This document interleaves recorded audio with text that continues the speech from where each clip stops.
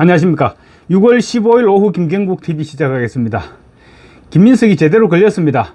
2018년 4월 11명으로부터 차용한 1억 4천만 원의 돈이 결국 문제가 됐는데 쪼개기 정치 자금일 가능성이 유력해 보입니다.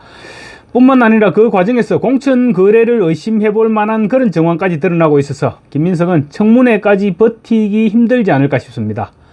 우선 김민석은 2018년 4월 5일 강신성 씨를 비롯한 오랜 후원자죠. 강신성 씨를 비롯한 11명으로부터 1억 4천만 원을 빌렸습니다. 강 씨가 4천만 원, 나머지는 10명으로부터 각각 1천만 원씩을 차용증을 써주고 빌렸습니다.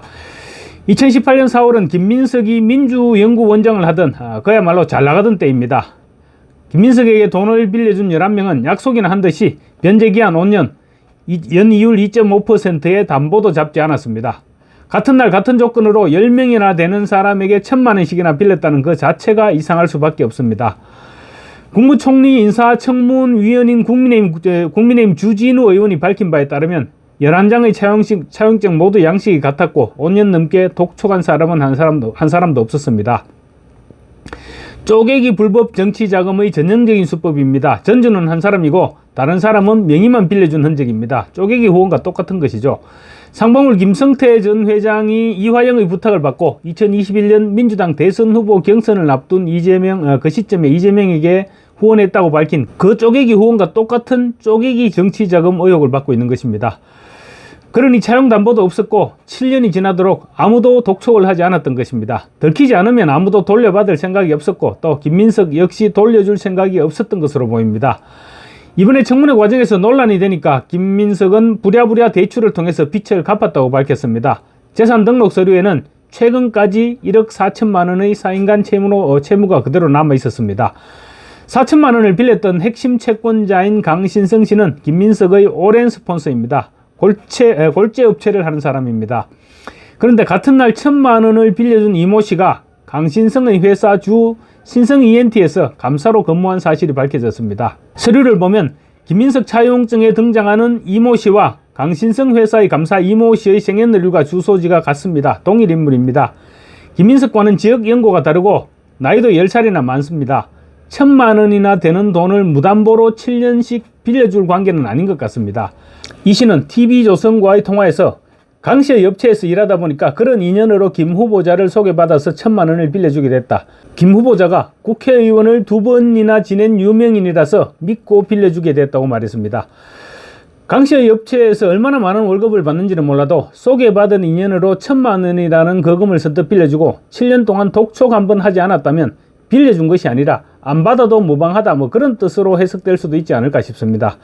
전북 정읍에 거주하고 있는 이 씨는 차용증 작성 당시 강 씨도 함께 있었다면서 김 후보자가 전북 정읍에 직접 와서 차용증을 작성했다고 밝혔습니다. 이자 지급과 채무 상환 여부에 대해서 이 씨는 2018년 이후 최근까지 김 후보자가 이자는 꼬박꼬박 줬기 때문에 원금 상환에 대한 요청은 한 적이 없다면서 지난 12일 김 후보자가 원금 1천만 원을 계좌로 입금해 줬다고 말해 상환이 완료됐음을 밝혔습니다. 사적 채무 관련 내용이 보도된 지 하루 만의 일이었습니다. 쪼개기 후원을 하듯이 강신성 씨의 돈이 이 씨를 거쳐서 차용이란 명분으로 건네졌다는 의혹을 제기하지 않을 수 없는 것입니다. 말하자면 강신성이 자금 저수지일 가능성이 높다는 것입니다. 나머지 9명에 대해서도 조사를 해야 됩니다. 결국 강신성 씨가 1억 4천만 원을 제공하고 자신이 4천만 원, 나머지 10명이 각각 1천만 원씩 차용증 명의를 빌려줬다는 의심이 강하게 들 수밖에 없는 그런 대목입니다. 무려 11명이 같은 시기에 같은 조건으로 또 같은 형식의 차용증을 써줬다고 하니까 그런 의심이 드는 것은 당연하지 않을까 싶습니다. 김민석은 나머지 채권자들과의 관계도 털어놓아야 됩니다. 굳이 털어놓지 않더라도 차용증을 확보했으니까 확인만 하면 되겠죠. 그리고 특히 강 씨와 다른 대가가 오고 가지 않았는지 그 부분도 확실하게 조사를 해야 될 것입니다. 김민석은 2007년 대선과 2008년 총선을 앞두고 지인들로부터 7억 2천만 원의 불법 정치자금을 받은 혐의로 구속 기소됐다가 벌금 600만 원에 추징금 7억 2천만 원을 최종 선고받았습니다. 이때 등장하는 사람이 강신성입니다. 당시 7억 2천만 원을 줬던 사람이 강신성과 대학 동기 A씨, 또 사업가 B씨 등 3사람이었습니다. 한 명은 2억, 또 다른 한 명은 2억 5천, 나머지 한 명이 2억 7천이었다고 합니다. 2006년 당시에 7억 2천이었으면 웬만한 집 한 채는 마련했을 금액입니다. 김민석은 그때도 차용증을 재판부에 제출했지만 재판부는 받아들이지 않았습니다. 당시 재판부는 담보도 없고 이자도 없고 또 변제 독촉이 없었다는 점을 주목했습니다. 당시 김민석이 대학 동기 A씨에게 보낸 이메일도 결정타가 됐습니다. 김민석은 시비거리가 생기면 빌린 것으로 하자 이런 메일을 보냈고 A씨는 미리 차용증을 써두면 완벽할 것이다 이렇게 화답을 했습니다. 걸릴 경우에 대비해서 무늬만 차용증을 작성했던 것입니다.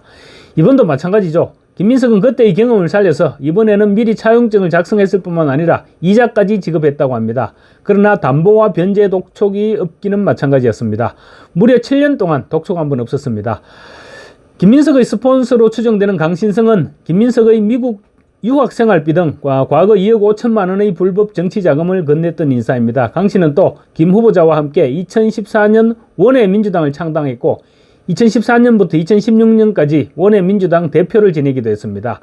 그리고 2016년 20대 총선에서는 원외민주당 비례대표 1번으로 출마를 했습니다. 통상적으로 비례대표 1번은 여자에게 줍니다. 여성이 받는 번호인데 무슨 이유에서인지는 몰라도 비례대표 1번을 받았다고 지금 위키트리에 기록되어 있습니다. 2017년 더불어민주당과 합당한 이후 2019년까지 더불어민주당 경기도당 광명시을 지역위원장을 맡았습니다. 그리고 2018년 그러니까 광명시을 위원장 시절에 다시 김민석에게 4천만 원을 빌려줬던 것입니다. 나머지 1억 원 역시 강 씨의 돈일 것이라는 강한 의심이 들고 있는 상황입니다. 이번 대선에서는 김민석이 공동선대위원장을 맡았죠. 강 씨는 이번에도 선대위 체육특위 위원장으로 활동했습니다. 그러니까 김민석의 오랜 후원자인 강신성 씨는 김민석과 함께 원외민주당을 창당해서 대표를 맡았고 또 비례대표 1번을 공천받았을 뿐만 아니라 김민석이 선대위원장을 맡았던 이번 대선에서는 선대위 직책도 맡았던 것입니다. 그런데 이 정도 의혹이 드러났으면 이재명은 당연히 김민석의 총리 지명을 취소하고 국민께 사과해야 됩니다. 김민석 역시 오광수 전 민정수석과 마찬가지로 검찰 수사를 받아야 할 그런 상황입니다. 뿐만 아닙니다. 김민석에게 돈을 빌려준 사람 가운데 일부는 김민석에게 고액의 정치자금을 후원했던 것으로 추정되는 정황도 드러나고 있습니다. 1,000만 원을 빌려주고 받아야 할 이자보다 훨씬 큰 금액을 정치자금으로 후원했던 것입니다. 처음부터 빌려준 사람은 받을 생각이 없었고 빌린 사람은 갚을 생각이 없었던 것으로 볼 수 있는 대목입니다. 한국일보 취재에 따르면 차용증을 받고 1,000만 원을 빌려준 A씨와 차용증상의 성명과 생년월일이 같은 사람이 2020년 1월과 4월 각각 100만 원과 300만 원씩 총 400만 원을 후원한 것으로 확인됐다고 합니다. 마찬가지로 같은 날 같은 금액을 같은 조건으로 김민석에게 빌려줬던 김모 씨 역시 생년월일이 같은 사람이 2014년 3월 500만 원을 후원했습니다. 그런데 두 사람이 김민석으로부터 받을 이자는 연간 25만 원씩 현재까지 7년간 175만 원입니다. 돌려받을 이자보다 훨씬 큰 금액을 김민석에게 후원한 셈입니다. 돈을 돌려받겠다는 의지가 없다고 볼 수 있는 대목입니다. 앞서 2009년 김민석의 정치자금법 위반 당시 재판부는 차용증을 써줬다는 점을 인정을 했지만 반환받지 못할 수도 있다는 점을 인식했으면서도 피고인, 김민석이죠. 피고인에게 송금을 해준 것으로 봄이 상당하다면서 정치자금 기부 행위로 판단해서 유죄를 선고했습니다. 김민석의 이번 행위 역시 정치자금법 위반에 해당할 가능성이 굉장히 높아 보이는 이유입니다. 이재명은 결국 이런 사람을 국무총리로 지명해놓고 문제가 드러나고 있음에도 교체할 생각조차 하지 않고 있는데 결국은 모두가 이재명의 책임입니다. 인사를 공식적인 국가기관에 맡기지 않고 자기 마음대로 결정해서 제대로 검증도 하지 않아서 발생한 일입니다. 부동산 투기꾼으로 드러난 이한주 국정기획위원장이나 위성락 안보실장 역시 마찬가지입니다. 국민의힘 강전의 대변인은 논평에서 이재명 대통령은 대한민국을 넘어 정부와 대통령실을 고위공직자 사법 리스크 저수지로 만들 작정이 있냐면서 김 후보자는 더 이상 국민을 우롱하지 말고 즉각 후보직을 사퇴하라고 촉구했습니다. 이처럼 인사와 관련해서 줄줄이 문제점이 터져나오고 있음에도 불구하고 이재명 대통령실은 인사 기준을 마련할 생각이 없다고 밝히고 있습니다. 아직 장관 인사는 시작조차 하지 못했는데 앞으로 이런 일들이 얼마나 더 터져나오게 될지 상상조차 하기 힘들 지경입니다. 감사합니다.